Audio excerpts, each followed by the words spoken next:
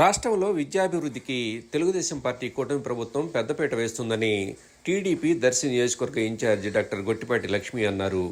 ముళ్లమూరు మండలం పోలవరం గ్రామానికి చెందిన మాజీ సర్పంచి మాలెంపాటి మల్లికార్జున మనవడు సూర్య సమకూర్చిన ప్రథమ చికిత్సా కిట్లను పంపిణీ కార్యక్రమంలో డాక్టర్ లక్ష్మి ముఖ్య అతిథిగా హాజరయ్యారు.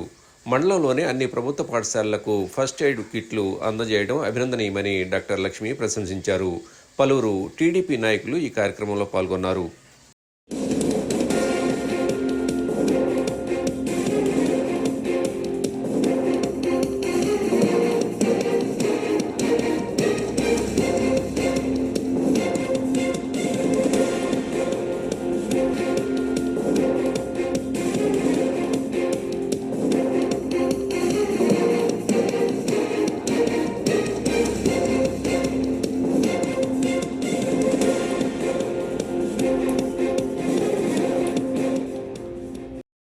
Like, share, subscribe, and get notification.